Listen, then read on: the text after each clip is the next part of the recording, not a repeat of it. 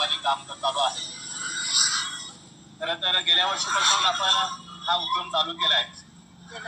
माझी आई तुमच्यासाठी ती शंभू महादेवाची भक्त मी लहान असल्यापासून ती घेऊन जात होती। त्या परिस्थितीमध्ये काही तर तुम्हाला माहिती आहे, वर्षभर पैसे साठवायचे आणि देवाची शंभूची यात्रा घडवायची, कधी आजपर्यंत चुकलेली नाही 75 वर्षामध्ये।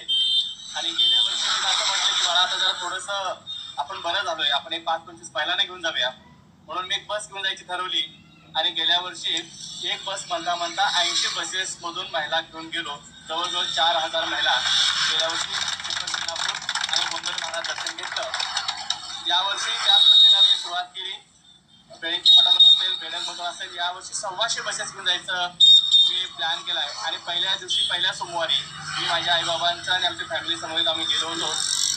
आणि खरं तर खूप मला आनंद वाटतो की महिलांचं दर्शन होतं, शंभूला भेटतात, दर्शन घेतात आणि त्याच्यावर चेहऱ्यावर तो आनंद मिळतो आणि आईची इच्छा पूर्ण केल्याचं एक मोठं समाधान मिळतंय। या ठिकाणी त्यांनी स्वतःहून आता यावर्षी विधानसभेची तयारी चाललेली आहे जोरात, आणि त्याने या ठिकाणी तुम्हाला सगळ्या आजची जी यात्रा आहे ती त्यांनी स्वतः पूर्ण खर्च टाकलेला आहे। ते लोक सुविधे पत्नी आहेत।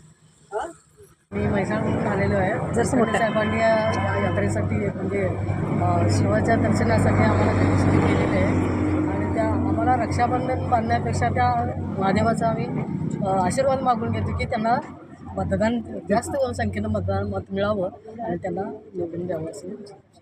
आज श्रावण सोमवारनिमित्त मिरज मतदारसंघातून म्हैसाळ गावातून म्हैसाळचे महाराजांच्या नियोजनामध्ये आणि संगलगे आणि त्यांच्या सर्व परिवारांच्या माध्यमातून या नियोजनातून आपण श्रीक्षेत्र गोंदवले आणि शिखर शिंगणापूरच्या तीर्थयात्रेसाठी आज आपण या 3 बसेस सोडतो आहे। जवळजवळ 160 महिला आणि माझे काही मित्र जात आहेत।